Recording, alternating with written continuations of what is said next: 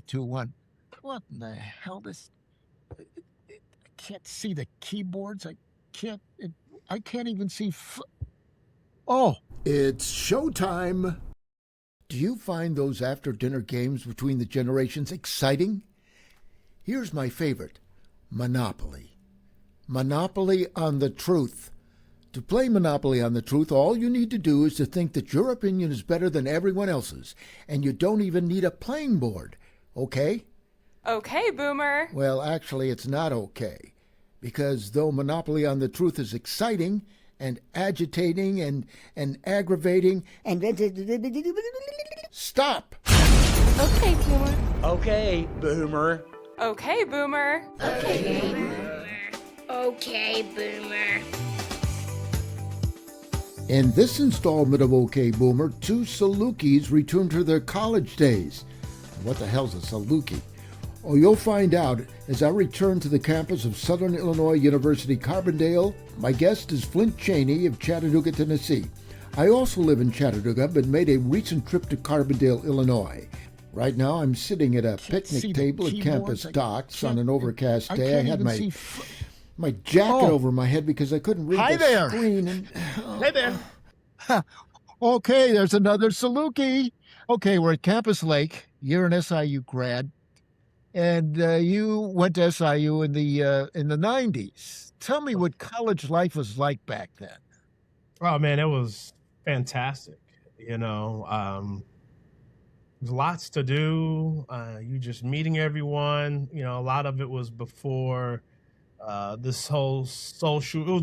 We had our own different kind of social revolution back then. You know, where you were just meeting everyone. You know, we get categorized as this party school, but I just call it the school of social studies because everyone was still sociable. Didn't matter who you were, where you came from, man. We were all Salukis, and it was great. So, you know, I had a very, very, very good time in SIU. So did I, but Carbondale. Carbondale. Back then in the 70s, it was an antisocial school, riots, demonstrations. Yeah. But you guys went from being where we had people demonstrating in the streets, streaking, all this stuff going on at this school. But in the 90s, it was Halloween. Yes, Halloween was it. Yeah. Tell me about Halloween. It was great. I got there in 92, and you know, I didn't really know about the Halloween things before I went to Carbondale. You know, I kind of at the last minute decided to go to Carbondale and really didn't know anything about the school except that they had a very good a cinema and photography program, and radio and TV. Right, and radio and TV. And I was an intern for a guy named Rick Mioli out of St. Louis. And there was a guy that worked for him. He was a photo assistant, and he told me so many good things about SIU, and he sold me on it. And he says 2 hours away, blah blah blah. And I was like, okay, let's check it out. And you know, they were probably the only school that would have accepted me. But that's the thing with me, and I'll tell you about my experiences after you. So you were introduced to Halloween. Tell me about Halloween.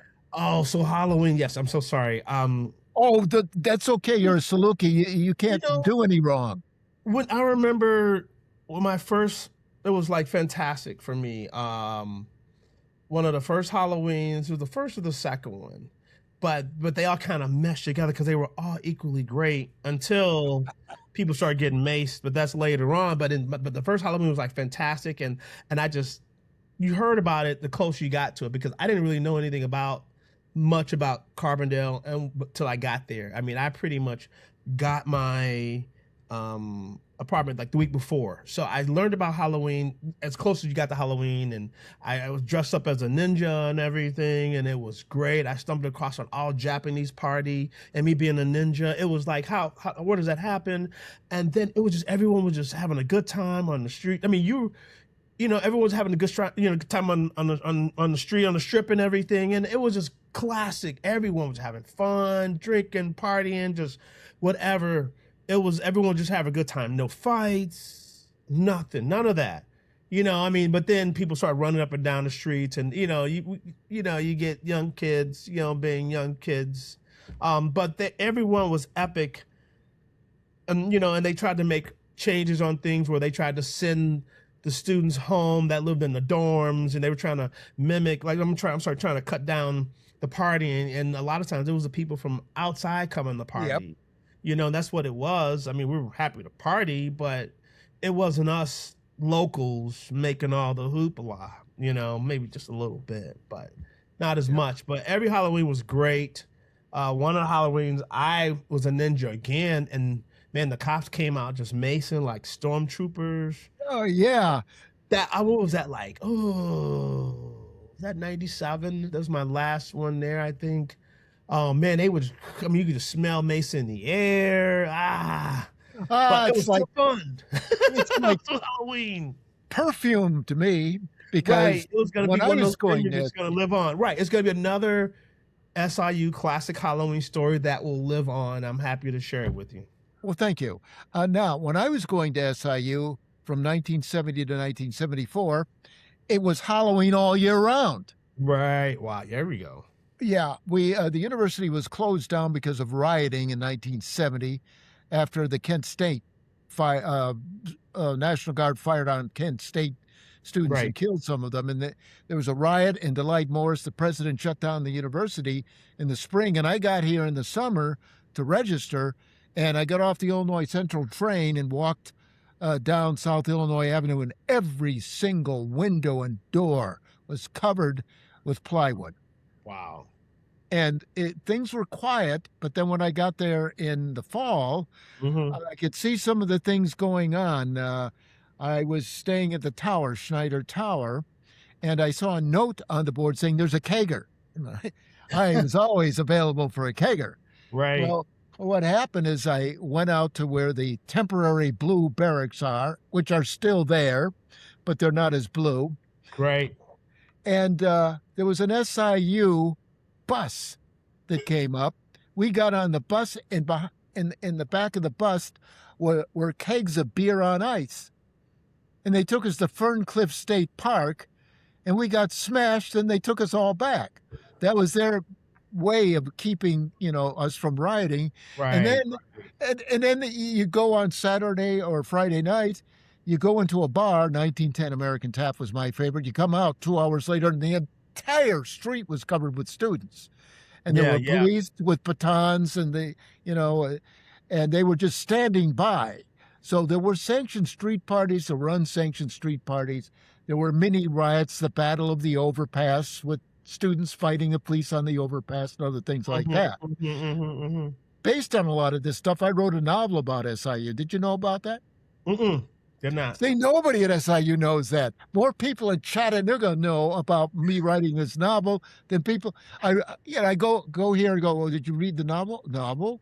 What about a novel? What? It's Saluki Maroons. We're Salukis. A guy is a former broadcaster. He's up in Chicago, been fired a half a dozen times, screwed up in the Vietnam War, finds some pills in a bottle in his closet, winds up on an Amtrak train down to Carbondale, walks around.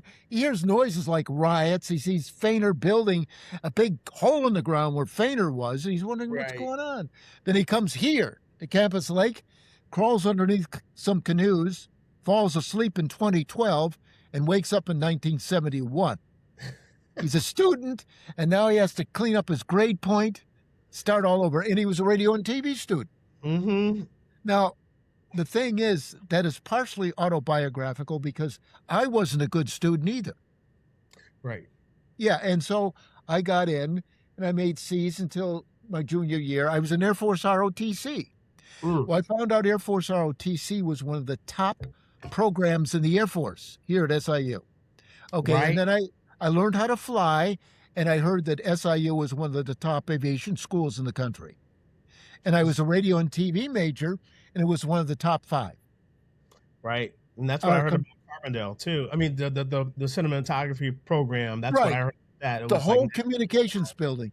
And the professors were amazing. We had professors from Chicago and New York who had been in broadcasting. They got their master's degree, and they taught at SIU. Well, Mr. Kurtz from New York, he wore the Les Nessman glasses, just, the old-fashioned horn-rimmed, and he had the hair combed back and gray hair. Well, he got his PhD. He was general manager of WSIU Radio and TV. So I come up to him and I say, "Congratulations, Dr. Kurtz." "Thank you, Rickman." Best announcer I ever heard, but he had a gravelly voice. Right. "Incidentally, doctor, I've got some problems with my elbow. Could you look at it?" And he took my elbow and he said, "Rickman, take 2 aspirins and go to hell." I'm on my way, and I went down to the radio station. That's the way these guys were. Right. We had an advisor, Joe Whitwer. We had 500 majors. Joe would come into Lawson Hall. He taught some classes, and he would come into Lawson Hall, this big lecture hall, and he'd walk in and go, "Well, shit, I'm easy. Right. You don't have that anymore." Right. Yeah, you don't. Yeah. And there's no more radio and TV department. Now, I understand cinema and photography are still pretty good. Right. Yeah.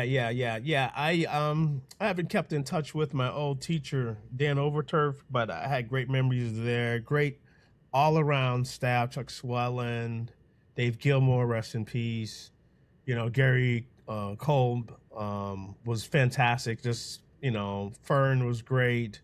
So a lot of all around just talented people. I mean, I took some film classes, so I had Lily Burkowski, throwing out names like that, but I didn't get a chance to take any Super 8 because, at that time in college, you want to enjoy college, and it was already enough being a photo major, what we had to do and everything, and then being a film major. So I chose still photography, and I'm glad I did because the program has been nothing but great, and I love going to Carbondale. It was a great experience for me. I love Carbondale too. Yeah, man. I loved the university. At one time, I got on academic probation. Then I got on the dean's list because I didn't want to flunk out, and they made me a teaching assistant in the radio and TV department. Now, where in a wide world of sports are you going to find that at a university that's nationally known for radio and TV? Right. So SIU was different. It was different, and it's very quiet now. They don't have nearly the students. And one of the things that baffled me, and you can answer this, is I know SIU has an Edwardsville campus near St. Louis. Yeah. And then we have Touch of Nature. We pretty much run the Southern Illinois Airport. We have dental school in Alton. The medical school is divided between Carbondale and Springfield, the state capital. Okay, so the question I have is, how the hell did they build a campus in Nakajo, Japan? Southern Illinois University, Nakajo, Japan. And you went to it. How did that happen?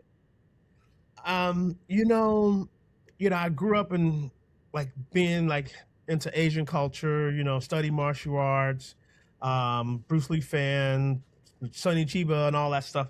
So I signed up, man, to go take Chinese. I'm like, I'm gonna take Chinese, and teacher was like, "Oh, it's really hard, it's really hard." I'm like, okay, but I'm here to learn. But he kept saying it's really hard, and I kind of felt like the guy didn't want me to go to his class. So I was like, okay, well, I'll take Japanese. Took Japanese. Okay, Chinese, Japanese, What the hell? It's the same thing. Right, they're similar, but yet different, totally different now that I know that now, so I went to Japanese, and it was like the best decision I could have made, man. It was fantastic. So I heard about the study abroad program in Nakajo, Japan, and I had the opportunity to go over, and I stayed there for a whole year, and it was like the best times of my life that changed me and opened me up. And it was great because I didn't realize that I had some Japanese friends before I went to Japan. I had when I first got there, I stayed in Brentwood Commons by the mall. And then I had a Japanese roommate, Masao Fujita. He was there. And so they're the one that Anna introduced me, and not realizing that I met him and my other buddy Koichi Ishiyama at that party that I showed up as a ninja. They were the DJs, dude. Like, I was like, hey man, we were in film class. I was like, hey man, was you studying? Cause he could barely speak English. He was like, check my technique, very broken English, but I got my dude, man. He got down, he was spinning. And I was like, dude, you were at that party? We're like, oh, so we end up becoming great friends. And so then I had the opportunity to go over there and I did it, and I talked to a One American student and I was like, hey, should I stay for 6 months? Should I stay for a year? He's like, hey man, go there for the year because when you're just getting it in January, then you got to come back.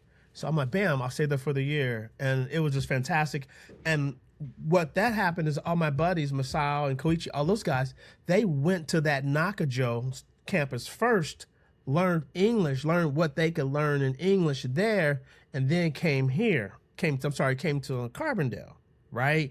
So it was their exchange to live abroad in Carbondale, which was, and Nakajo was a very small town, a lot of rice, was grown there. That whole region, Niigata Prefecture was known for their rice and good sake, not sake. So, yes, the better the rice, the better sake. Yeah, not sake. Okay, no, I won't do that anymore. I'm just saying for all those, but I used to say sake before I learned. Yeah, so did everybody. So, but it was a great experience. It was only at first it was like 13 of us that went that first semester, and it really opened my eyes. It was a great exchange.